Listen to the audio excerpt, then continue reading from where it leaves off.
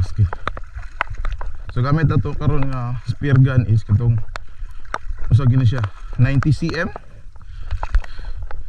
Akong sukod is from trigger to banhole 90 ba na or 100 mga na. Pero total length ano niya mga nasa mga 110 or 115 cm.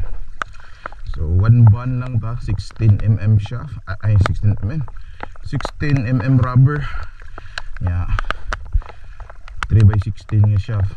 Nasa around 4.7 mm siguro something ana.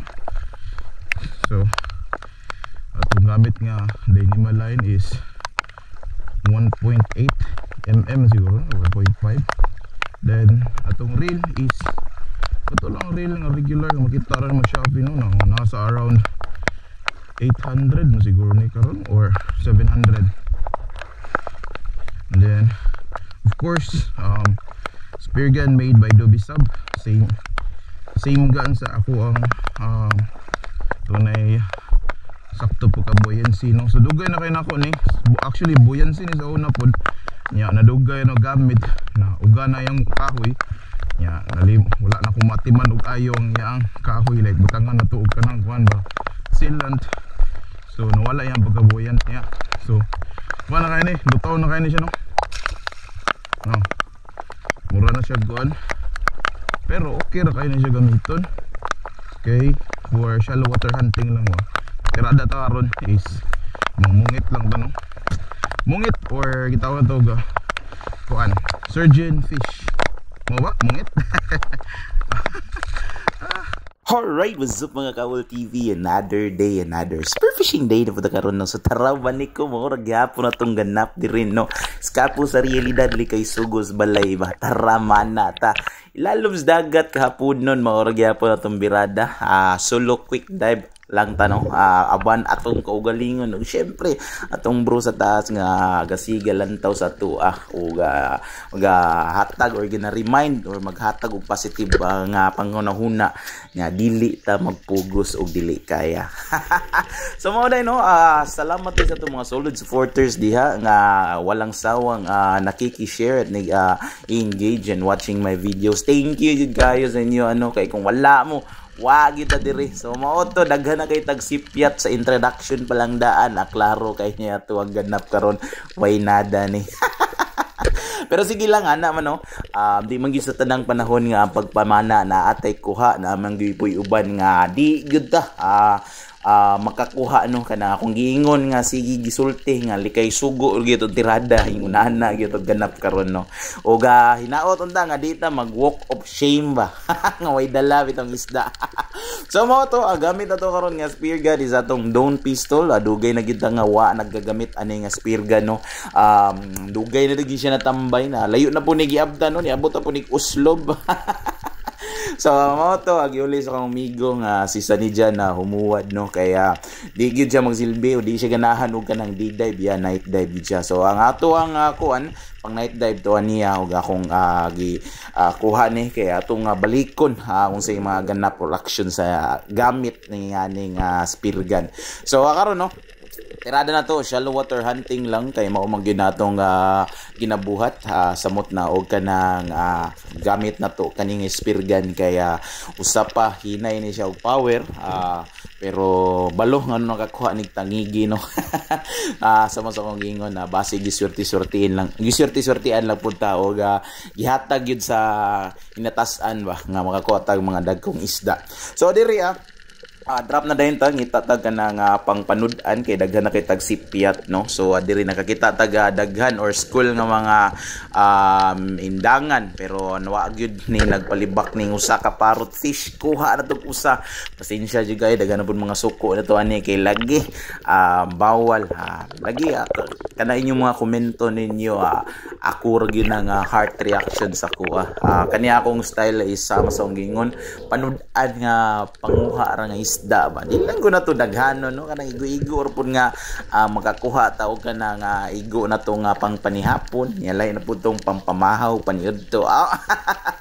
So mo to nasabot ang atong isda no. Basta ingon ani gani syempre atong ginabuhat na agi tay recovery time kay mao gini pinaka-importante na to ang kanang natay recovery time samot nagkanang masabod ang ato ang kuha sa ilalom 5 to 6 minutes mostly advisable sa atong mga spiro bandia sa mga taas na experience sa pagpamana kay lagi dapat paminaw ta kay mao gini pinaka-importante samot na kung bag-o pa lang ka or mao palay paghilig nimo sa ingani nga klase nga panagat or sports dapat kwanta open-minded ta permente dapat maminaw ta no. So syempre balik na punta dire no ngita na punta kaayuhan ilalom sa dagat nya wadam pag-action ako glingi wala tuo paglingi na ko diri sa tuo agoy nakakita taga usa ka balanak or sa kitawag na to ga kuan ba kana mullet fish mga mullet ang hairstyle ani. So mo to piti diretso no klaro kayo nya paglantaw nako agoy atong siya tuang flopper nag sirado mo tong akong kuanan sana di paluagan na to ato ang line kay aron na dili siya mo diretso slide padong takas og mangalot as tong ulo ba. So mo to kumbati kayo good size ang atong banak nor mullet fish kumbati kini samot na sa mga inununan mao kini atong mga main dish no inununan pinirito tinula nya og mo action ganing na birthday na sweet and sour anara pa dong atong mga kuang isda no so walay dugay kita na pud kanang mungit so mao gini main target na to nya wadam haperting iglasa kayo so mo to wa na lang pud ta nagpalibak ani may ngani nga isda kay dula-dulaan ra pud ta no paglingin nako sa left side nako ato ra kita taga School of a Surgeon mga kuan ni sila mga bag-o ni sila nga pasar sa pagka-doktor mo to gitirahan ritso no. So pagkakuha na og isa syempre kumbati kayo mao ra pun style no nasabod ya pun sa ilalom pero sama sa akong gingon di gina to napugson dayon kaya lagi kay aron makuha or ma-secured lang yun ang isda again ay butang sa tong alimpatakan no fish worth for the man life no ano naman singan na no dapat may ingana nga mga kuan ba mga words of wisdom so mo to kuha tag usa na pod ka usa ka indangan no so good size na para sa ato ang pangpinirito o gibalikan na po nato ang spot kay nakabantay ta nanaka man mga indangan no usahay man manaka gini sila sa mutang kanang hunas-hunas or kanang taas kayong kati unsay kati may tawag sa uban no or hunas di ba low tide dihay na di na daghan na po maingon na ni pag Tagalog master kay kuan kanang ang uban di kasabot sa pang Bisaya sinsahay gid kay mao gini akong content Bisaya is my word and mauna nga ako ang gina-embrace pero ay mo kabalaka mangita ta pamagi nga matarong niya tong voiceover nga pang Tagalog no kaya grabe kayo maglisod tag Tagalog no kani atong kanang lumad ka nga Bisaya gyud ba nya magtagalog ka perting gahiya pero pa English what a sexy accent.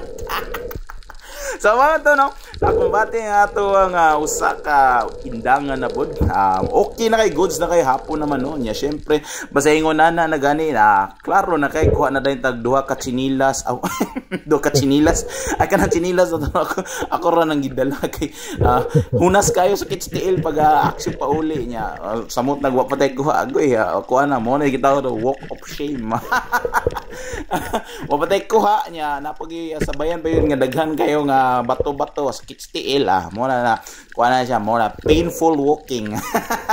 So mga to kakuha na din tag kanang ay ato na din gi kuha no gilimpyuhan na deserta mo uli sa tuwa panimalay kay importante maganan na kay ang ato ang kuha limpyo na daan ba nya pag abot dito sa atuwa is diretso na din takang nya pinakanindot po dani is nagkuha ta og isda pero nakapang hatag butag lawog sa mga ubang mananap sa dagat, kaya ang kaning mga himbis nga na mga unod siyang tiyan, mga tinai ato man ang ipang labayr po sa dagat, o naapoy maka-benefits sa uban nga klase nga isda nga mag-strive or mag-scavenge. Yung mga words ni siya, makakuhan kayo, makasiksi dance.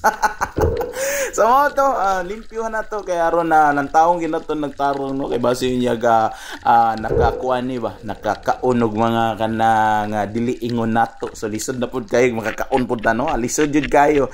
So mo to, mo na to total na tong kuha, duha ka surgeon, usa ka mullet fish ug usa ka parrot fish. So salamat sa inyong suporta, ug diri lang gid maghuman ang atong video, hinaot nga nalingaw mo namoy nakatunan sa atoang way nada nga video. Hinaot nga nalipay mo, okay, stay safe, dive safe, and see you next episode. Alright.